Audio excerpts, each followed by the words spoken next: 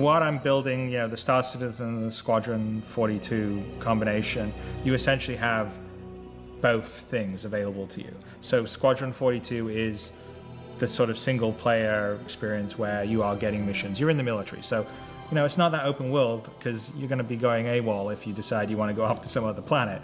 So the idea of it is you serve a campaign, you fly missions, it's branching just like Wing Commander was, and you have exactly that Wing Commander experience with the added bonus of some multiplayer and your friends be able to sort of co-op play with you as wingmen when you fly your missions. But when you finish your tour of duty, you muster out and you're in the wide universe, and then it's open world. You can go where you want, do what you want, choose who you want to be. And the other thing that's nice about this is you don't have to do Squadron 42. You can get into the Star Unit. You can basically decide you're never going to go fight in the military. You can decide that I'm just going to be a merchant or I'm just going to be a pirate. I think what we're talking about here has everything that made Wing Commander great and has everything that made Privateer and Freelancer great. It basically has both things, and the single player sort of military campaign side sits inside this whole universe in a holistic fashion. The idea is that it should be dynamic. So I've talked about the universe being a living entity and something that's always changing, and it's going to change based on the player's actions. So things that players do will have an effect on the universe, and they'll also be able to become part of the universe. So a good example. 07 fellow Star Citizens. In case you don't know already, that was the 2012 Kickstarter campaign video that launched Star Citizen. I have the full video attached at the back of this video, but what you just heard was Chris Roberts' main goal for Star Citizen and how Squadron 42 and the Persistent Universe tie in together. Hello, CitizenCon 2954. There's a lot more of you. So CitizenCon 2954 just ended on the 20th of October, and there was definitely a lot to take in. What I do not want to do is to make this into another deep dive video that I'm sure many other YouTubers would already be doing. Instead, let me try and articulate the views of what I would call the casual players, those who are only able to invest a couple of hours a week in a game and or are not able to invest a lot of money into Star Citizen. You may see a few things inspired by the Manchester weather. Anyway, we're on the cusp of a new era for Star Citizen because server meshing is finally a reality. People are making their first jumps to Pyro in Evocati testing right now, which is pretty awesome. We're going to have it out at the end of this year. So I think it was going to be a great new phase for Star Citizen. I do agree that the game is in a good state. A lot has been achieved in the past year, as Chris said, and CitizenCon certainly made me excited. Many new features were announced, greater basically visual game fidelity and immersion are things that we have grown to expect. New biomes, the swamps, the jungles, these are all very amazing and something I've not seen in other games. Before I start, let me provide some context. I'm not a Kickstarter backer, but I signed up with my very first package in 2014. And if it matters, I also played, and I'm a huge fan of the whole Wing Commander and Privateer series. I've seen the promise of Star Citizen evolve, and how we've been both disappointed and happy at the same time. But at the end of the day, I still love this game, and I've invested far too much money and time in it over the years. No, this is not another video about how it will be my grandchildren who will be playing Star Citizen. We all know about Wing Commander, and I've seen the latest Squadron 42 playthrough. I know Chris Roberts and his amazing team will be able to deliver an engaging Squadron 42 experience. More importantly, the last segment on Star Citizen 1.0 saw CIG clearly stating what systems and features 1.0 will launch with. This will go a long way to limit feature and content creep, which has bugged Star Citizen in its 12 years of development so far. For the first time, after backing the game for 10 years, I can finally see the end in sight. And what's become clear to me is that last year's announcement of Star Engine was basically a decision made by CIG not to explore other engines than Unreal 5.0, but to stay the course and build on Crytek's old CryEngine and Amazon's Lumberyard. Star Citizen is not a single-player game like Black Myth Wukong or Starfield. It is an MMORPG that prides itself in its vastness, seamless transitions, and persistence. There's really no existing engine optimized for what they envisage, and CIG must have had scalability and AWS integration in mind when they made this decision.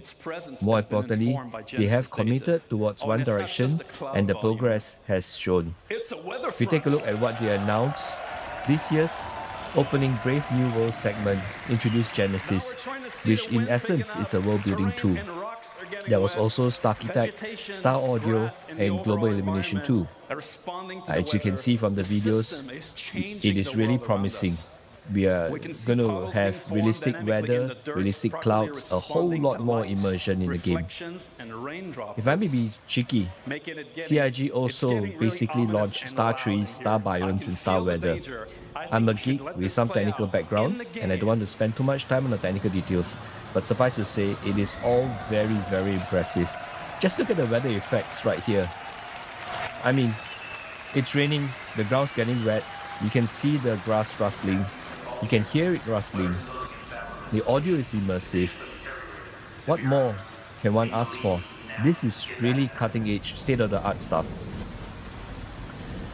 And mind you, unlike single-player games, other players in your party, the guys walking next to you, the guy who is already in your ship prepping the engine, actually would hear and feel the same thing that's going on around you, and basically from their perspective, all synced in real time.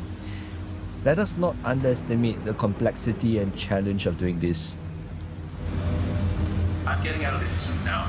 Powering up and flying out. We'll need to switch to IFR. See you on the other side. I'm leaving this playthrough with its inherent audio because I just want you to know how amazing this is. I mean, we've all seen water effects. I mean, they actually have water effects inside hangars in space stations now, which I'm sure is a bug. But the water effects work. Look at the lens flare that you just saw. The lightning bolt that hit the tower. Amazing stuff.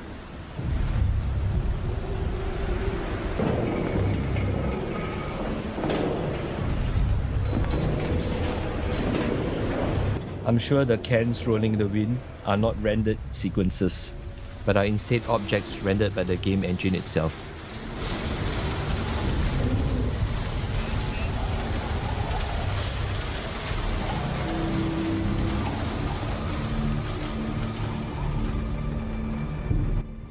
I did wish that the player controlling the tune right now moved the scroll wheel up so that he could move forward quicker.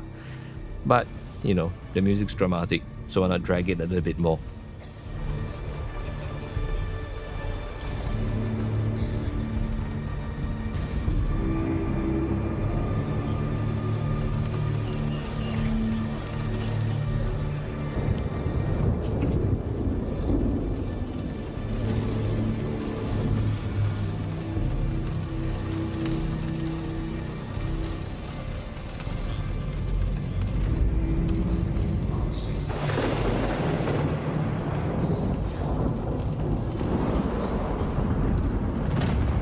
I really welcome the introduction of weather effects, or rather weather effects that actually will impact the flight model. It really adds immersion to the game, and you know, it makes pilots less casual about flying, which is on the whole a good thing if you ask me.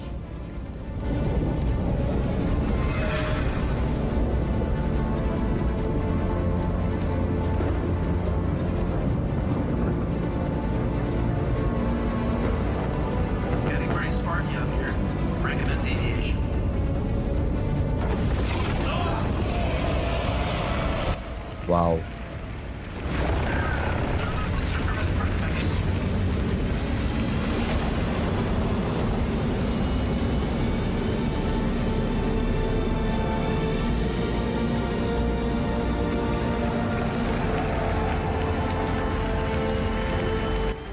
You know, having jungles and swamps in the game is one thing.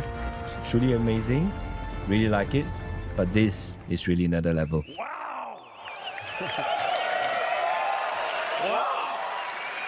And then you'll also be able to reflect your own status. I'm also So you can generally let friends supportive know about the if you're changes away, to the social don't wanna app be disturbed, and the or greater if you just wanna information and hide offline control for a while. that we, players, as Another well key as upgrade is organizations, synchronizing with are Spectrum given. as well.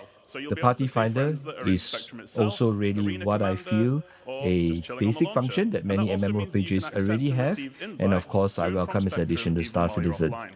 To me, And throughout the this features presentation, introduced any at functionality that is shared CitizenCon between with the regard to game, party and the web, and the organizations are launcher, basically we're aiming catch-up to features synchronize across that all. any MMORPG And should speaking of have. synchronizing, when we have multiple characters, your friends will be shared across all of them too. Nice.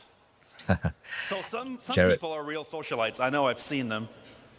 They have a lot of friends. Basically, player-powered matchmaking. Well, I generally So, welcome these if features. you're looking for more players, Each time you have just a go in means here, to better advertise your identify party, one group give it versus an the rest, informal- an idea you of would what the full have screen will look tension. like. It's gonna And be your especially when one-stop shop for resources joining or become finding scarce, players when for your crafting reaches a crescendo, So let's have a look there at will the be core wars, functions and there will be features to look politics, forward to in the Red there Slot. will be basically So, ugly in human here you'll- behavior, either within, outside That's orcs, here or are among available on orcs. Spectrum as well, allowing We've you to all seen access it this happen info in even if you're games not like in the EVE game. So it's Online, similar and even mobile phone to the games like orcs Star allowing Trek you to Fleet guild, Command. but this How represents toxic your behavior emerges relationship or actually to the ends up orc being hero. encouraged. And at the same time, Is there are this probably gonna be many something that reasons why CIG you won't wants? get along. Mind you, Maybe it's an not orc necessarily a keeps bad thing. attacking or stealing PvP from you. is and always will be an element of Star Citizen. Alliances But forming an would agreement big between organizations two orc end up leaders, bullying small and it ones? has to be Would mutual. individual You players can't be force bullied by someone to be friends. organizations? How is Unlike real CIG life. intending to moderate this behavior, if it does intend to moderate this behavior in the first place? Requests And it are will sent get from the worse. screen if you have permission. Crafting will fundamentally change not only how you play the game, but why you play the game. Let us not underestimate how game-changing crafting will be. See how the recoil is reduced on our high-tier gun. The higher level or higher tier components really do give The improvements. spooling is faster on a high-tier quantum drive.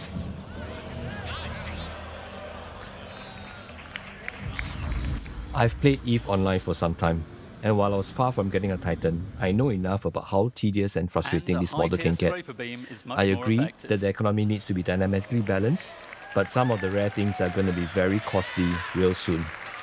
Do you want to be that guy where your dreams As you get can further tell, and further away just because you crafting aren't part will of a have huge huge org, impact on or everything in the that game. you can't spend It might hours not be each much, day playing the game? but I think it's just enough to call it a home. Thank you. And I love base building too. I mean, I spend hours in StarCraft just trying to make sure my outpost works in a logical manner. But I have a day job, and my job takes me all around the world. I may not always be able to play. So what's going to happen to that little home that I built myself in a parade? Will it stand to be raided like every week or the moment I'm offline? How much materials and resources and time your organization mates will have to spend just to try and maintain one of these bases? I don't know. CIG has said that you can only build bases in lawful systems, so that might help a little bit. The star systems of old are not the star systems of today.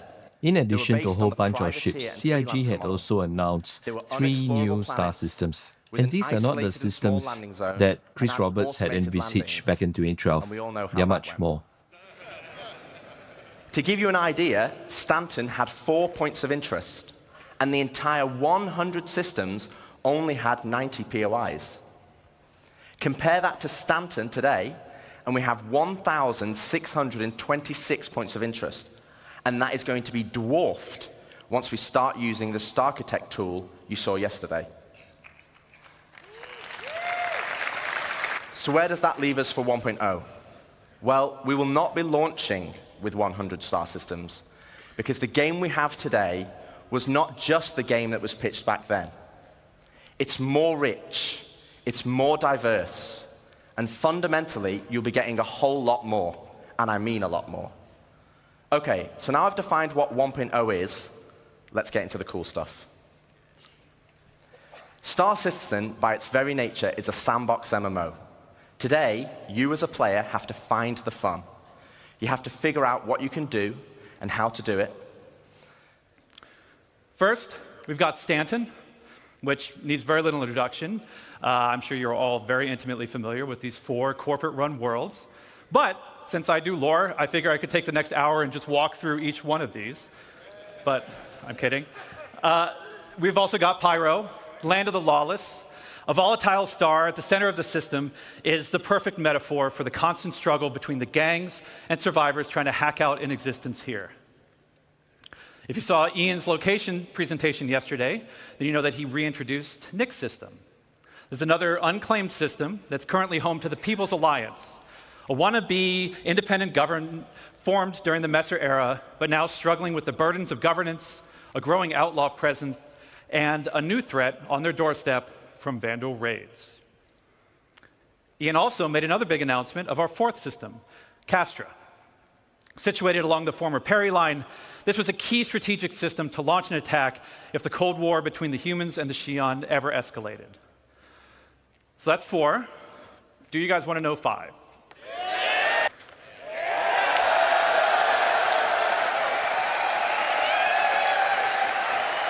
Yeah.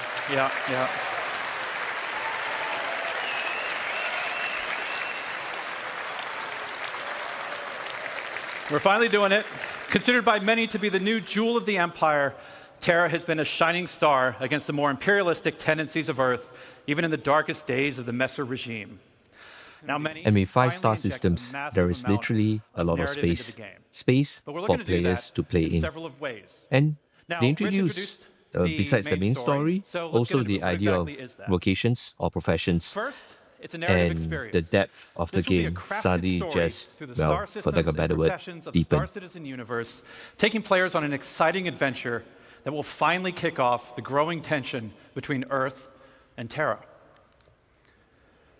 Yeah. It will be NPC-driven. So while Squadron 42 will always be the place to go for AAA cinematic adventure, we're bringing a lot of the techniques that we learned from that to capture and build a cast of dynamic characters, some of which may be familiar, for both this story and the PU. I love this. And the main story is also designed to be sort of like a tour bus structure where you can hop on and hop off at any time you want to. So we're not also requiring you to do it. So if you want to log in day 1 and just go off and do your thing, you can do that. Or maybe you want to put the story on hold so you can go explore a new facet of gameplay that you just discovered. Go for it. The point is that you can complete it at your own pace. So that's the what. So why do you want to do this? What's the motivation to want to go on this ride? Like Rich said, for new players, it's a great way to ease into sort of the vast lore that we've been developing over 12 years. The gameplay, the locations that the game has to offer, and also give you a sense of upcoming stories that are about to come. But you've been playing Star Citizen for years. You probably know the lore better than me. So what's in it for you? Now, of course, we'll have rewards along the way as you complete missions and whatnot, but we're finally going to offer a big prize for completing the story. Citizenship. I must say that this is a very intelligent way to try and ease new players into the game, while at the same time offering experienced players options. So, many of you already know this, but for the level of uninitiated choices, in the UEE, the there are citizens and there are pathways civilians. available to players, Citizens whether you're are a members casual of the player, population serious who have player, demonstrated a individual, commitment to or bettering member the of a empire, huge and such are organization, given benefits you that basically have civilians lots just of don't have. options. Now, I have my what concerns about how differences have scarcity or resource have been scarcity debated is going to in the introduce a community lot more over conflict years. into the game. 1.0, But there seems to we're be finally enough gonna answer space that debate. for everyone. There are I won't literally get into the 5 full list of systems benefits that we're you gonna can play offer, in, but can reveal that one of around them 1 will be dozen around professions land or so, ownership. not including the Citizens hybrids. will be able to And purchase land CIG anywhere in remains the UEE committed and to enjoy the deliver security that comes with NPC-driven it. missions into the game. Civilians So I'm assured will have a couple that's restrictions definitely to enough which for systems and which PvE planets they can buy players on. to do. The question So is, that's the why. how much PvP will there where be? is this adventure going to take you? Well, 1.0 is going to include 5-star systems. This story is going to weave you through all of them, but where exactly are you going to go? First, we've got Stanton, which needs very little introduction. I'm sure you're all very But what intimately some of familiar us with these are 4 concerned about corporate-run worlds. is that how But Star since I do Citizen lore, can I figure I could potentially take the next hour become and just walk another through each job. one of these. Sure, But it is an I'm kidding. alternative universe. We've also got It is a Pyro, way Land for of the those of Lawless. us who A have volatile reasons star to at the center of escape the from the system real world is into the a perfect virtual one. metaphor for the constant But struggle should the between the virtual gangs world and be as survivors trying to tedious, hack out an existence time-consuming, and even saw Ian's frustrating, location when it comes to presentation. It will always briefings be an and easy way for us to PvP get additional activities? game So content life in, sucks. How but we much want you of talking with do you people. want that in a So- game, in your game? And let me share So to some of aid the that, comments that my org we're mates gonna have be given adding me, characters either on to our represent Discord the factions channel that you'll be or working over for the that will WhatsApp help channel sell that we their have. personality. Are Now, these some invalid they'll views? still interact with you A via lot the of written these word, are but some will call probably and check in on your coming out of a lack of performance. And information. others, you may have to meet in person The from game time to is time. still in development. So, There's let's still a walk lot of through them. uncertainty before Here we we have the reach first guild that 1.0. Rich showed, United Resource Workers. And Whether you're I- eager to earn I get it. credits, mining valuable resources maybe from remote corners of the perhaps universe, this is not the right sifting game through detritus for some to of try and the salvage people who some are valuable currently playing it. components, or even just acting as a technician. But we cannot You'll throw find plenty the to do baby with out with the employers like Schumann bathwater. Interstellar, The United view Wayfarers that a Club, game should and not more. replicate work resonates with me Next, as well. you have one of the oldest unions And in I the think, UEE, while, the to Interstellar be fair, Transport Guild. Chris Roberts This will be has the always go-to place characterized for Star everybody looking Citizen to make their as a fortune space sim. hauling and trading. But Some of the one of the factions things I that tend many of you to already be work for asked now, is such as how Ling much Family of Hauling, Red life do you and really want to FTL. simulate? A space And we're gonna be sim adding or something mil special sim for the fan, daredevils out there. you wouldn't think The too Imperial much Sports about Federation. needing to spend, say, 20 or 30 minutes to do pre-flight checks to ensure that all your components and systems are functional and that So anything aside that's a from the bit usual dodgy is racetracks that are replaced both before that legitimate very and critical illegitimate, flight or we're critical actually mission. gonna be leveraging some of our existing But for mechanics to build the guy new who's got a sports full-time and job, provide he an comes outlet for all home, you he wants to Murray Cup get into the enthusiasts, Star cargo Citizen Olympians, verse, and jump into competitors to his see just Hornet who's the or best out there. F8C and go and do some combat right For those away. who dream of He's not exploring, going to I'm sure we want have to a couple check here. on his system status, On the flip replace side, old we have the fuses, council.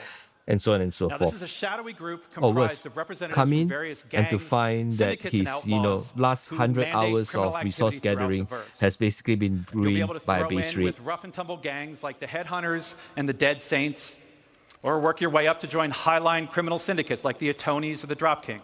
We'll have And then two there's the main issue taxes. of insurance. Inheritance tax as part of I Death of a Spaceman. am one of those that believe very security strongly tax for that your there should be base a that will cost cover the cost of to planetary both shield the tech. death of your own character as well as the Insurance, loss of on the your other hand, starship. will be split between So, medical insurance, I'm which covers your hospital Generally imprints, supportive of this.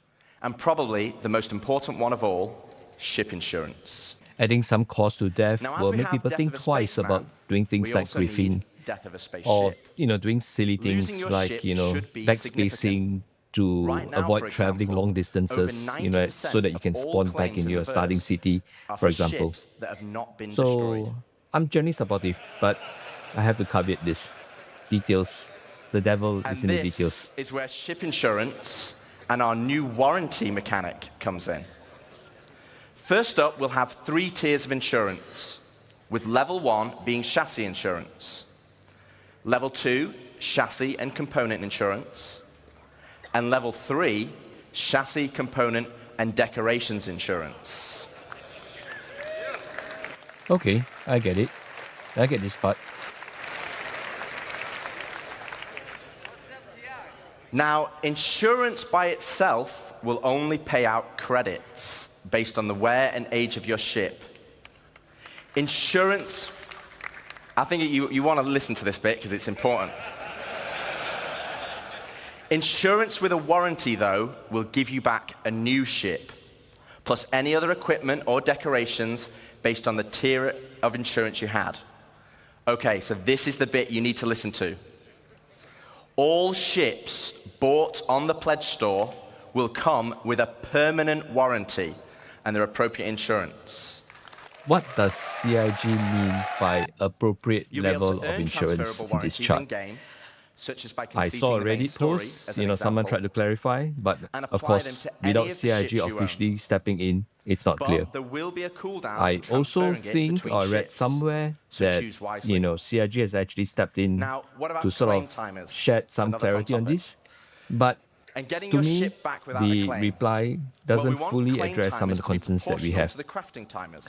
Or I This just means have to it's accept more the fact that, beneficial having for a you to go huge fleet, back and I get have your to pay original a ship. lot more for extra top-up For this, insurance we're for going to level be 2 and level 3 introducing a protection. shuttle ship, One thing is just certain like though, a courtesy car.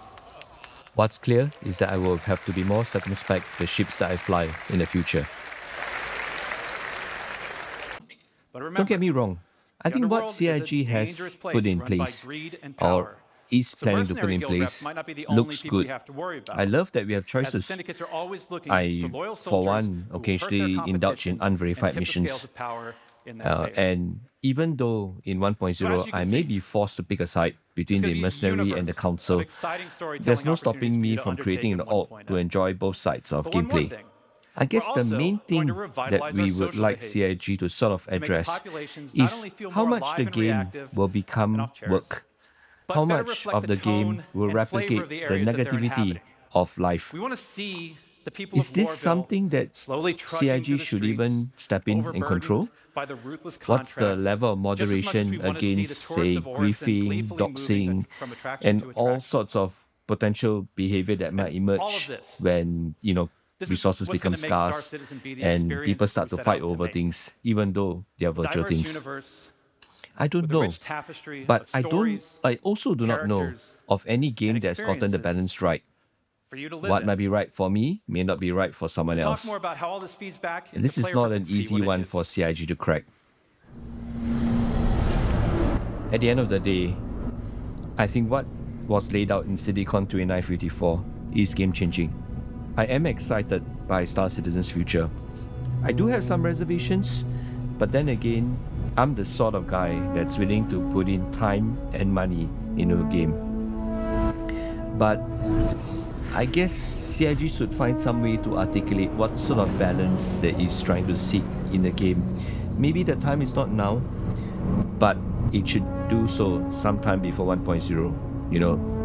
Whether moderation standards will be high, whether there is some form of morality that an open world MMORPG should have. But by golly, just take a look at the game. So much promise. I know I've been there before. I was part of the process since 2014, and I have been disappointed. I have waited a very long time for this game, but I dare say that it looks closer to completion than it ever has. Are our concern over the tedium of the game founded? I do not know. But what I do know is that I'm still going to be a backer for Star Citizen. What has been laid out before us is amazing. Squadron 42, the PU itself. I know I may never ever own a player or org star station, but that's not to say that I will not enjoy flying into one, docking into one, trading, interacting with other players in one. I am optimistic. I am looking forward to Star Citizen 1.0. Just when I was about to publish this video, a org-mate pointed out to me that Voidyvids has actually done a video entitled "A Game for Everyone is a Game for No One, Unless You Are a Star Citizen?" I've watched the video though, and Voidy doesn't address the issue head-on. But this is precisely the question that me and my org-mates are asking. And I'm quite sure that Voidyvids and most of my org members actually stand on different sides, but fortunately on the same spectrum. I'll try to put up a link to his video here, but it may not be available right away. One thing everyone can agree on though, Star Citizen is a game that's being co-developed not just by CIG but by us as well. Thick and thin, because we're doing something together, and I don't think in almost any other game you have the opportunity to be involved at that level and have your voices heard and impact what we do. Because, occasionally we'll do things and you guys are like, no, that sucks. And we're like, yeah, you're right, we'll change it. And also, like I said, we definitely read and look and hear all the stuff that you write. Some of it may not be so nice, but a lot of it is really great. And we take it aboard because we're just trying to build this amazing universe for us all to live in together. Let us know what you think of our concern that the game risks becoming too tedious. Drop a comment, like, dislike this video. Keep it civil, that's all I ask for. I know that there are many games out there, but for me, there's no game like Star Citizen. I know that the Reddit and Spectrum community can be harsh on Chris Roberts from time to time. I mean, I do make fun, constructive fun of him from time to time as well, especially on the issue of feature bloat. But there has been a certain consistency in his vision, and I take this chance to attach his 2012 Kickstarter video in full. Watch it and let me know how he has stayed the course and brought the game to where it is today, and how it looks like it's going to take shape in the hopefully not too distant future. This is Starus, signing out. Thank you for indulging me with your time. Have a good day.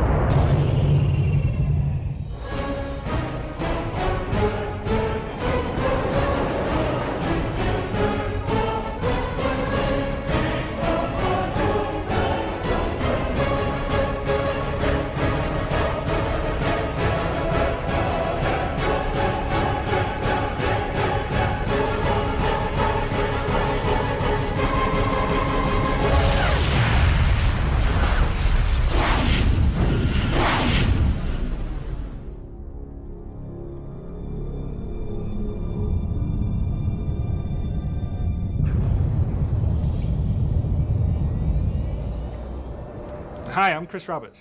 Ever since I saw Star Wars as a wide-eyed 8-year-old, I dreamt of being a hotshot pilot saving the galaxy, or a lovable rogue making my way across the cosmos. It inspired me to make Wing Commander and has influenced everything I've done since then. 10 years ago, after 20 years of making games, I was burned out, so I took a break, but I never stopped playing games nor loving them. And now, I'm ready to come back, and I'd like to show you something I've been working on. But I don't want to build any old game. I want to build a universe.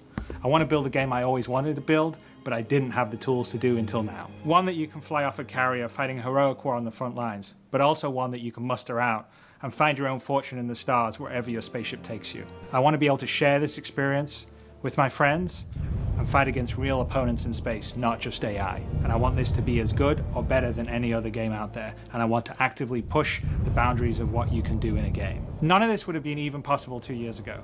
But with Moore's Law driving PC performance and cost, and the gaming community embracing talented developers via crowdfunding, I believe it is possible today. I've never been accused of having a small vision, and so I thought it was best if I share my ambition with you visually. I'm pretty excited by how it's joined out, so why don't you come join me for a sneak peek. What I'm building, the Star Citizen and the Squadron 42 combination, you essentially have both things available to you. So Squadron 42 is the sort of single player experience where you are getting missions. You're in the military, so it's not that open world because you're going to be going AWOL if you decide you want to go off to some other planet.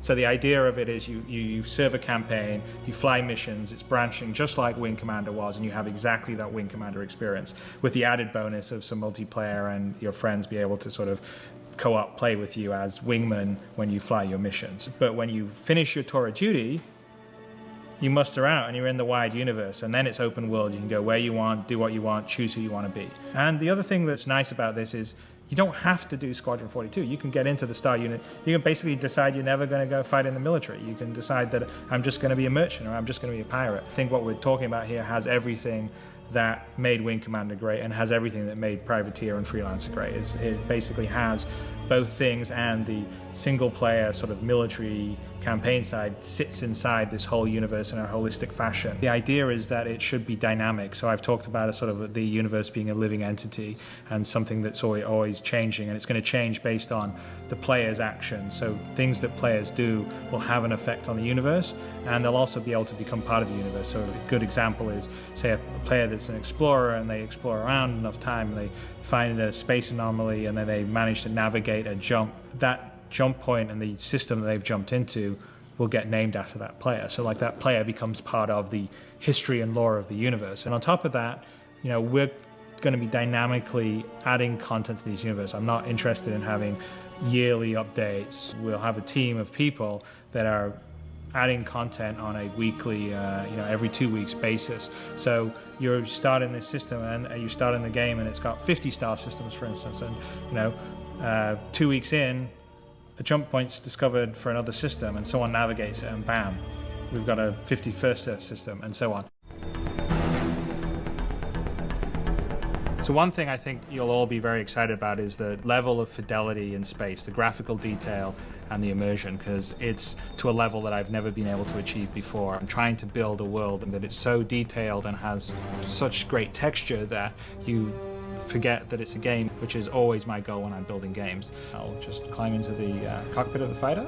And as you can see, as we're sort of climbing in, there's a huge amount of detail in the cockpit, because one of the biggest keys for me in the next game I'm building is I really want to have that immersion to be complete, and we're going to do a lot of things that will really push that. Everything inside the cockpit operates and moves and works. If I look around the cockpit, you can see the displays, my hands on the throttle, my hands on the joystick. The whole idea is we're immersed fully in a cockpit that's fully rendered in 3D. So if you issue a command, you hit a button, you'll actually see your character do it in the cockpit. It's all for the immersion. Well, I think immersion is really important for me, because I think that you have to really visualize and create a very believable world. I mean, so that's one of the reasons why I always sort of really push the visual fidelity, is because I think that helps with the immersiveness. And the more immersive, the more connected you are to the experience. The more connected you are to the experience, I think the more fun the game itself will be. So an example of that is if we're looking around at our character, we can see that the character himself is about 100,000 faces, which is about 10 times the detail of most current day AAA games. Are about 10,000 faces or so, and so that just allows you to have a little extra detail. The wires on his pilot outfit, the creases in the uniform, and have it really stand up when you come in close and not break down because it's too pixely. So I'm really excited about the physics, and they're going to be a strong part of the gameplay. So let me demonstrate some of the features of how the physics interacts with how you control. The ship itself is built and designed and simulated like a real ship. So there's 4 thrusters on the bottom, and there's 4 thrusters on the top, and then of course there's obviously the engine at the back. Most of the ships in this universe are going to fly very much like an F-35 would do. They're fly-by-wire, so they take your input as a pilot and crunch it into trajectories and vectors it needs to tell the various thrusters to achieve what you've asked it to do. So if I want to rotate, or I want to, say if I want to pitch, like I'm doing now, or I'm going to yaw, or I'm going to roll, it actually polls the thrusters themselves and says, how quickly can you rotate to the position I need you to deliver thrust, and how much thrust can you deliver?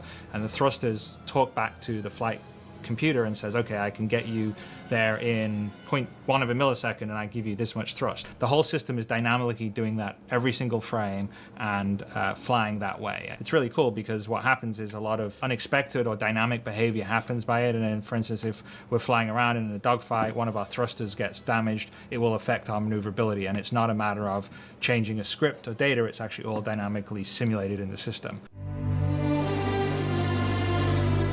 Here's a really great example of the level of scale. I'm going to walk out this corridor and out onto the flight deck. And as you can see, it's huge.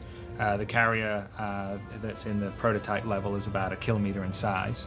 It's full of activity and spaceships and people. So one of the things that I'm the most excited by, the technology we've been working on, is the ability to scale. So we have detail for scale at a human level. So our character is about 1.8 meters in size. Then the same level of detail for a fighter craft that you'll fly, or a bigger craft, which say this fighter craft is 27 meters in size.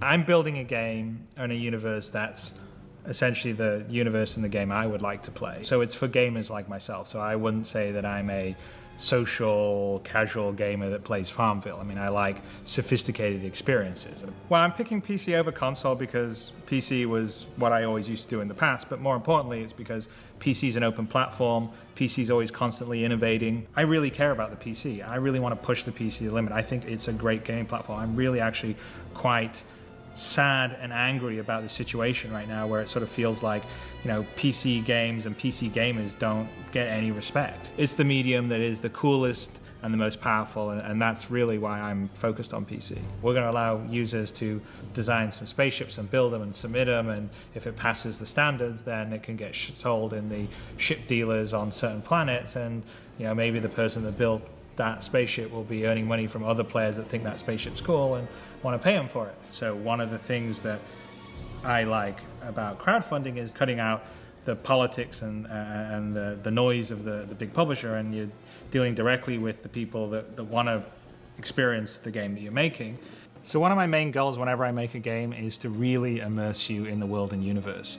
And I think you've seen that on what we've been even trying on the website today, and this visual prototype is a demonstration of the direction that I want to take and will be taking. With today's technology, I can do that to a level that I never could have done when I was making Wing Commander all those years ago, or even Freelancer 10 years ago.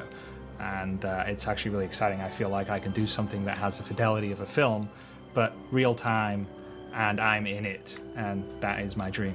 My name is Chris Roberts, and I would like to build a universe with you.